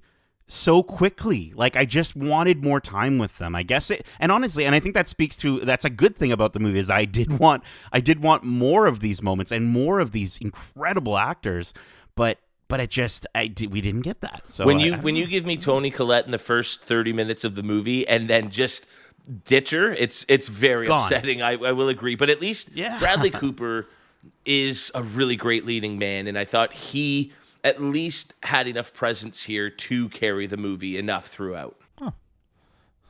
Well, I'm glad one of the three of us actually enjoyed it, so that's good. And I bet you if we were to place bets before seeing it, I would have been the least likely to like it. So I always like it Duned you. It totally Duned did me the same again. thing Dune This me. and Dune were yes. I actually was saying that to Sarah earlier. But on that note, let's move into our a final stretch here. Our next category is for Best Actress in a Leading Role. We have Jessica Chastain for The Eyes of Tammy Faye, Olivia Colman for The Lost Daughter, Penelope Cruz for Parallel Mothers, Nicole Kidman for Being the Ricardos, and Kristen Stewart for Spencer. Oh my gosh, dude. Can I just say, like, okay, here's the thing. Kristen Stewart in Spencer completely turned me and I think a lot of people around on her and her capabilities as an actress. I think she was phenomenal in that movie. But Jessica Chastain, for me, in The Eyes of Tammy Faye, just was completely transformed, and not just because of the makeup. The makeup enhanced it, but she, like, literally the very first scene of her just saying, "Yep, that's who I am. Who I My am. eyelashes are who I am. That's who I am." And then she just gives that longing stare into the mirror. The moment that happens, which is in the first like 10 seconds of the movie, I was just like, "Oh, okay, let's go. This is a performance." And she just was, every single moment she was on camera, she was Tammy Faye. She was amazing. Jessica Chastain is getting the Oscar for sure. Yeah, I'm with you, Nate. I totally agree. I think, it wasn't that Kristen Stewart did an amazing job at acting. This was just in a great role for her to be Kristen Stewart. Do you know what I mean? Like, this was just a great role for her to be herself and sort of play a personality of her side. I feel like in many ways, Kristen Stewart was able to bring all of her own personality and her own life history to this character of Diana. And by the way, I don't think that this is an accurate depiction of Diana. I do believe that this is very much like the Aaron Sorkin that you referenced, Kevin, where it's a dramatization. It's a fictionized version of the character. But that being said, Kristen Stewart did her best acting here as Kristen Stewart. But after seeing The Eyes of Tammy Faye and seeing this transformative performance that Jessica Chastain does in this movie, I was like, okay, there's your best actress. At the end of the day, she became another person. And yeah, I think she's going to take Best Actress to 100%. I really, really hope so. This was a powerhouse performance. She was almost unrecognizable. And we talked right at the top of the show about how the makeup played such an integral role, and you could see her being consumed by it as her life around her was falling apart. And it was just such a powerful way to tell her story. And I think what's incredible is that this is a character who in real life I've never had much respect for, but her portrayal of this character made me feel so sympathetic for her by the end. And I think that speaks volumes about what she did here. Unlike what Kristen Stewart did, where this is Twilight Kristen Stewart, mopey and whispery and quiet. And that's so not what people imagine when they think of the People's Princess. Diana was just this bright, wonderful presence in the world who did so many good things. And so I think it speaks volumes that both Harry and William, the princes, have come out to say, this is not the kind of representation we want of our mother. I think there's the one scene where she's playing soldiers with them in the bedroom late at night. And I think that was the only time you got to see an accurate representation. And the other just felt like trying to cover. It was almost like the royal family made this movie to tarnish her reputation a little bit. That's just how I came out of this. And so I didn't appreciate that performance so much. Yeah, that performance just really, really bugged me. I will say Olivia Colman does not have to be nominated every single year. And I'll tell you what, she didn't even play the best version of the character that she was playing in the same movie. And so it's just, I like Olivia Colman. I just don't think we have to give her a nod every time she's in a movie. Yeah, I think in terms of Jessica Chastain, like, you know how we talk about, like, in the geek world of, like, no one else can play Tony Stark, no one else can play Wolverine. Oddly enough, I don't think anyone else in the entire world will ever convince me that they're Tammy Faye Baker more than Jessica Chastain in this movie. And dude, like, it's just, I think it's a performance for her that is going, like, this is a career level sort of, performance. Like, this is a big one, and I think she's going to get the Oscar to cap it off. 100%. I totally agree. I know there's been a lot of conversation, too, around Nicole Kidman, her portrayal of Lucille Ball in Being the Ricardos. I got to say, I wasn't really impressed with this movie. Like, Nicole Kidman was the best part, so maybe that's why she deserves this nomination. But I don't know. I wasn't crazy about this movie. What about you guys? See, I like that movie a lot more than anybody else I know. It's okay. It was not nearly in the upper echelon or even the mid echelon of what I've come to expect from my boy. But I thought her performance was great because this was an accurate representation of behind the scenes based on accounts. Lucille Ball wasn't the quirky, dumb character that she played in the I Love Lucy show. She was smart and calculating and very, very strong and very, very independent. And I thought they portrayed that really, really well here, especially to focus on such an important and difficult time in her life, basically being outed incorrectly as a communist.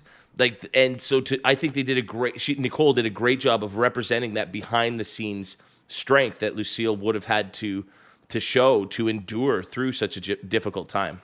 Interesting. But I'm the only one I've ever spoken to who gives that movie even a passing grade. So I might just have some Sorkin bias going on here, and I'll forgive him for just about anything. Who knows? But let's move on to our next nominee for Best Picture. From producers Jane Campion, Tanya Sagachian, Emil Sherman, Ian Canning, and Roger Frappier, The Power of the Dog tells the story of charismatic rancher Phil Burbank, who inspires fear and awe in those around him. When his brother brings home a new wife and her son, Phil torments them until he is finally exposed to the possibility of love. I think you guys talked a lot about this when we were talking about Best Director, and I think you hammered on a lot of the narrative points that make this movie so powerful, especially the idea of extreme masculinity to sort of hide or conceal truths about oneself that would be deemed forbidden. To hide homosexuality. Yeah. Yes, yeah. Exactly, yeah. And I think that turning point in the movie where he's sort of almost exposed by Peter in discovering his secret place where he can sort of be free and it's the only place he can be himself. I found that shocking, and I thought it took such an unpredictable but wonderful turn in terms of keeping me guessing about what was going on, and it just completely changed the story in all the right ways. And I just thought that was a really powerful moment to have almost 2/3 of the way through the movie. It was interesting because I feel like in a lot of ways I was kind of watching the movie and sort of just feeling like why are these cowboys so sensitive?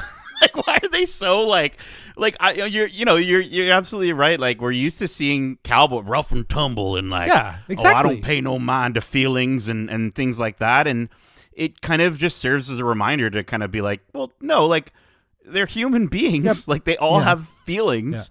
Yeah. And while they might not necessarily share those feelings or express those feelings good enough or to the level of what sort of this movie captures, it is an interesting look at that sort of narrative and that sort of decision. I think the aspect of them sort of all sort of hiding something. I thought Kirsten Dunst did a really good job as well, portraying kind of her character in terms of her hiding a lot of that fear and masking it through drinking and kind of her alcoholism. But I just I don't know, man. I felt like, again, to your point that we made earlier about pacing, how great would this movie have been if it was just a little bit, I think, shorter, honestly, because I didn't need it to go on for as long as it did. I didn't mind the pacing. I think it actually moved along fairly well, and especially at the turning point that Kevin brings up. It's almost at that moment the hunter and the prey kind of flip. You know what I mean? Like, now Peter knows that he has something against Phil, and he can leverage that in a way. And but even still, as an audience, we don't know it's flipped. That's what I like. We don't know, right? Not until the end. Yeah, we think he's still going to be the hunter, but in a different way. And then all of a sudden, his character changes, and we think, oh, he's found somebody that he can be himself around. This is nice. This is nice. But Peter ain't buying it for a second, and Peter's working on his plan. And I just thought the way they planted the seeds, and it's not like one of those movies where you get like a quick visual flashback of all the moments that led up to that big finale, but you can do it in your own head. And I just thought it was so powerful the way once it shifted, it all led to that final climax. But I guess even if they were to keep the length, and again, without spoiling it, the movie just does, unfortunately, like it feels like it just ends. And it feels like it just sort of, we don't get enough of sort of the resolution that we're looking for. There is a resolution, but I feel like they could have just taken a little bit more time with that specific that section. ride off into the sunset moment, if you will, it didn't need to be 5 minutes. Like, you want it to be shorter, but you want them to prolong other aspects of it. So you can't have it both ways, Nate. But no, I thought the way it ended, it was like Peter wins. He's done what he set out to do. He realized what he needed to do early on and just had to figure out a way to do it. And he did it. I think you mentioned it, Nate, where it was the more you thought about it, the more you liked it. Because, I sort of sat there for a couple minutes after going, oh, man, I really like how that all came together. I don't know. This one sat with me. And I'd heard so many negative things, not from critics, obviously. This is clearly a highly acclaimed movie, but from people whose opinions in movies I respect. I was getting a lot of, oh boy, you're not going to like that one, Kev. And I found myself really, really enjoying myself. Another Dune. My God, this is the year. I've been doomed. This is the year of just duping Kev. I mean, maybe I just have to open my mind a little. Maybe that's what the lesson is here. You're a whole new Kev. I feel like the character in Clockwork Orange. I've had my eyeballs peeled open, and I've just been forced to watch 95 hours of movies I wouldn't normally, and now I'm brainwashed into liking a little bit different type of cinema now, perhaps. But why don't we move into our second last category, which is for Best Actor in a Leading Role. For Being the Ricardos, Javier Bardem. For The Power of the Dog, Benedict Cumberbatch. For Tick, Tick, Boom, Andrew Garfield. For King Richard, Will Smith. And for The Tragedy of Macbeth, Denzel Washington. King Kong doth not have fecal matter upon me. I don't know. I could not get into Denzel in this one. It was too Denzel. But I enjoyed it to the point of it's just a different portrayal of Hamlet. Like, if anything that felt different about it, it was his portrayal. Even Frances McDormand as Lady Macbeth, like both of them did a really great job at playing up those characters. It's just the Shakespearean language that can really take you out of it. I watched the whole movie, dude. I don't know what they said the entire time. Exactly. The entire time. I might be really stupid, but I got a gist of what the story was, but the whole thing, by the end of it, I was like, it's a simple story. I do not know a single thing they said. I mean, fortunately, that was one we did in high school. So, high school, yeah. And in high school, you have 4 Shakespeare stories that are broken down so much that you actually understand them. But otherwise, I have no idea what's going on dialogue-wise in a Shakespeare production ever. And so at least that one was really nice to look at and differentiated itself there. But don't feel bad, Nate. Shakespeare's a really specific and difficult thing to tackle. I want to give a shout out to Andrew Garfield in Tick, Tick, Boom. I don't think he's going to win, but he is so fantastic in Tick, Tick, Boom. And just the whole idea that like he didn't know how to play music, and then I think, Justin, you were telling me like he learned for this movie, is just really, really cool. And he's just got such a great energy, and he's also one of those actors that like even in Eyes of Tammy Faye, like he can play these different characters. He's an actor really well. He's not. Yeah. No, I get that, but I just mean he's not. He's not Peter Parker in every single thing he does. Right. To the point of what you're saying, Nate, Andrew Garfield did such a great job with Tick, Tick, Boom. He's had such a solid year outside of Spider-Man, right? Like, he is a great actor, and this year, of anything, proved that. And I think Tick, Tick, Boom is a great example of it because, he learned singing, he played the piano, he did both dramatic and theatrical performances at the same time. He really pushed himself as an actor, and I think he does deserve it more, but it's going to be that situation where it is seniority, right? Like, Will Smith is going to win this award because it's his time. it's more than likely that Andrew Garfield will get more nominations in the future and his acting career will continue. But I do think that Will Smith might be on a bit of a victory lap. I think there's obviously some movies that we know, like I Am Legend 2, that he's going to probably do. But I think he's going to slowly round out and maybe retire. I don't know. But who knows? He'll never he go might not anywhere. Retire.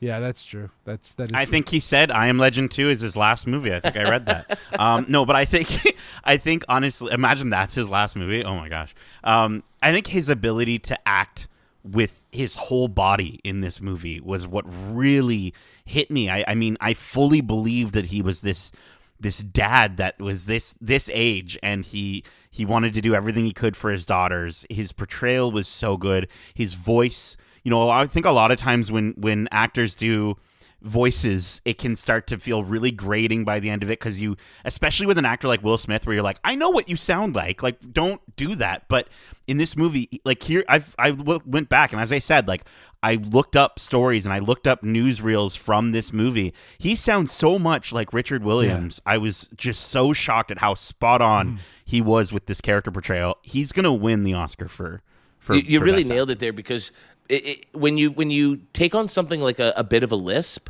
it could really go sour. It can really come 100%. off. Just ask Danny Glover in I believe it was Shooter.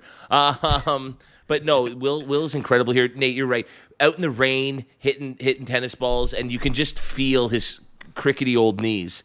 And from anything I know about Will Smith, I think he's a lot more virile. He's in a lot better health than that. He's going. Even though he's probably very close to the age he's portraying in this movie, he never comes across nearly as old as he actually is in his mannerisms. And yeah, he sinks himself right into this role. It's 100% his, but no, Andrew Garfield for the spiritual win here. The man made me just love a musical, and that is, again, just such a testament to what he did on screen. Yeah, Will Smith, if there is a role, like I was thinking about it, there's other roles that he's been nominated for that I think he could have been recognized for. But when you think of this role and what it means and the level of acting that went into this portrayal, he definitely does deserve it for this one. It's definitely not like Leonardo DiCaprio winning for Reverend when he could have probably won for something else down the road. Again, Reverend's great, don't get me wrong, but I feel like Leo proved himself so many times when he was nominated for the Oscar that he could have won at a better time. So,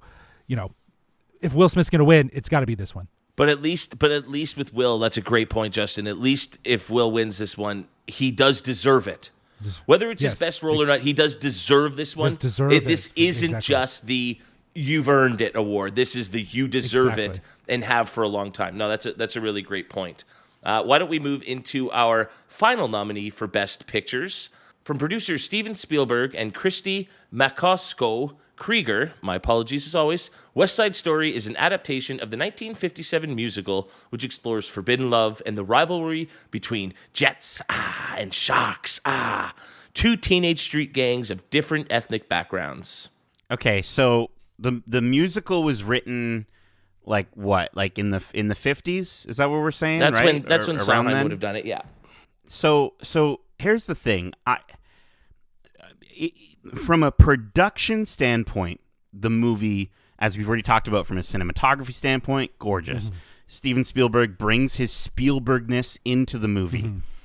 But and from a production standpoint, they do a lot. Not that the bar was set very high with the with the original, where you had actors in brown face in a lot of that cast. Like, yes, we've got a ton of Puerto Rican people in the cast, but the other thing I wanted to shout out as well is the aspect of the original movie being very transphobic as well, and here we have a trans character that is, at a certain point celebrated in the movie. And that's awesome. That's totally cool. But from a narrative standpoint, the fact that they chose to stick more to the original than shifting the narrative further towards the Puerto Rican characters, and I just wanted Ariana DeBose to be the main character. But I just mean, like, in the sense of, you're trying to update this narrative. I think that's what they were doing. If they're just trying to do exactly what the original one did, fine.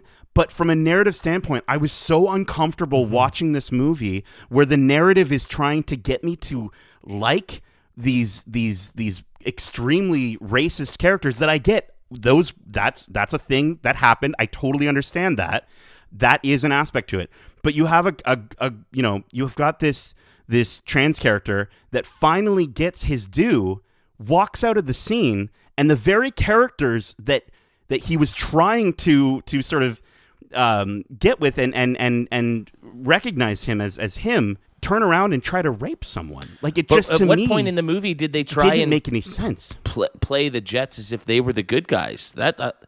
These were two groups of people doing the wrong thing, and not that the Sharks, the Puerto Ricans, were necessarily in the wrong at all. But I mean, I don't think they painted the Jets as the good guys that you were supposed to root for here. You're supposed to root for Tony and Maria, and that's it. But the thing is Tony was very much a part of the Jets. He wasn't, though. He wanted to separate himself from them at every turn. He hated what they were doing. He didn't want to be a part of that at all. But he was at one point, right? Like, that's the big thing for me, where I really didn't believe in his character. I also thought that Maria's decision-making throughout the movie, because of love, was extremely just completely And what love? That's not love. That's a kiss behind a bleacher, and all of a sudden you're going to give up everything that's ever been important to you. I don't, like, love at first sight can be really overdone, and it's the most overdone of all time in this story.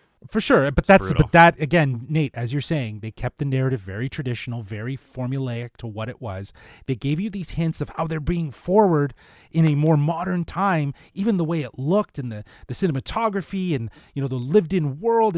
It all felt more contextualized, more so than the original. But they didn't move the needle enough forward, and they kept it to like an adaptation of Romeo and Juliet. It continued that. It didn't do anything to move anything forward other than just technical achievements and, you know, introduction of actors like Ariana DeBose. Those are the standout things from this movie, and the Spielbergian tone, if you will, to the West Side Story. Like, it's nice, but I would have wished that they would have pushed the narrative a bit more to actually be a little bit more inclusive. My biggest issue with the movie is not that they didn't modernize the issues. That's not what the point of this was, because again, then you'd have to set it in 2020 and you'd be telling a very different story. What I'm upset about here is we have two remakes in our Best Picture category here, and Dune in every single way is better than the original Dune. It not only improves from a technical standpoint, but from a storytelling, acting standpoint, everything is better. Here, sure, it looks better, but they haven't really changed anything. And don't mistake yourselves, guys. The 1957 musical is a classic in musical circles. It's a top threer on most people who love these movies list. And so leave it at that. It didn't need to be remade. This was a Spielberg vanity project. He's like, I can make it look pretty, but I'm going to cast. I'm going to cast cardboard cutout Ansel Elgort. Oh my God. And then this lead who plays Maria, Rachel Zegler, she's not the right type of singer for a movie like this. She'd be great in an opera, but I don't want these high arias in my musical, because she's singing over people. She was distracting. She'll be great as Snow White singing at the well, la la la la la, to the birds and stuff, but she did not fit. Her singing voice didn't fit here.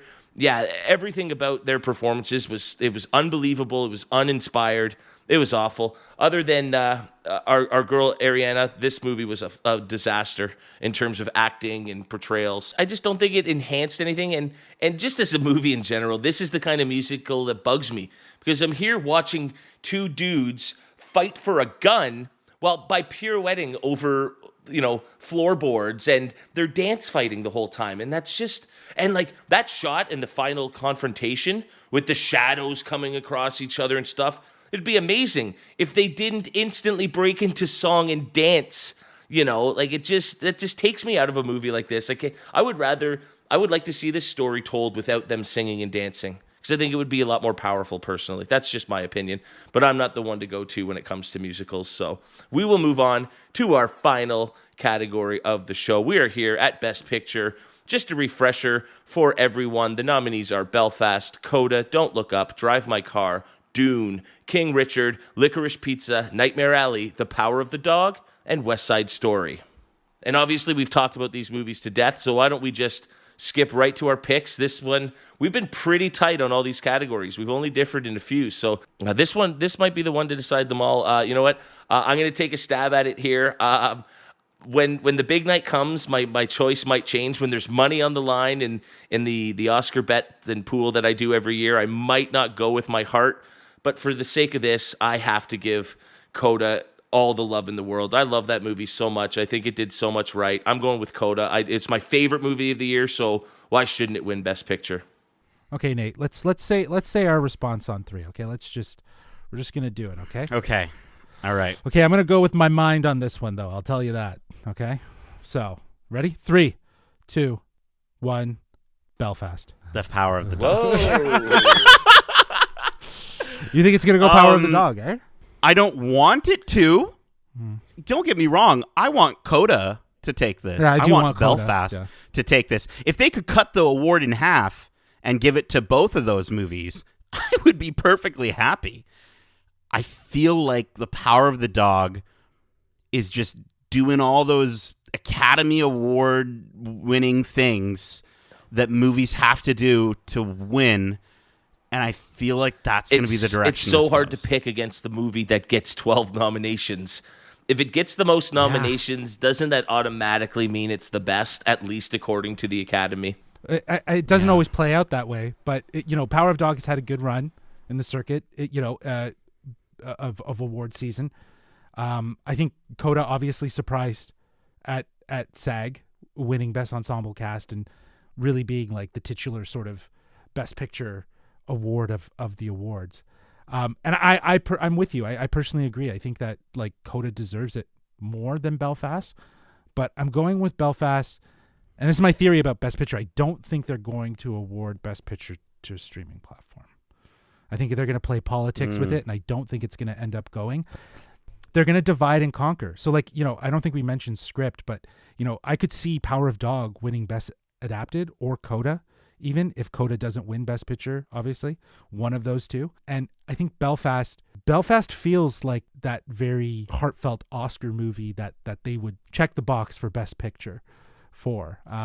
Again, this is all just a guessing game, but that's my strategy for at least choosing. But if a streaming platform were to win for Best Picture, I would 100% want to see Coda win. That's my heart. My heart goes to Coda because it was a fantastic movie, like you were saying, Kev. So, yeah.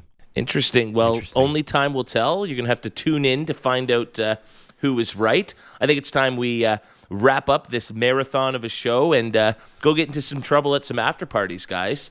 This was our Academy Awards preview show. Thanks for tuning in wherever you listen to podcasts. If you haven't already, be sure to subscribe and leave us a glowing review, or we might just have to give you a Razzie nomination. As always, reach out and say hi, and let us know who you'll be rooting for at this year's Academy Awards. You can do so at wearegeekcentric@gmail.com, or if that will take as long as sitting through Drive My Car, hit us up on Twitter at GeekcentricYT and Instagram at wearegeekcentric.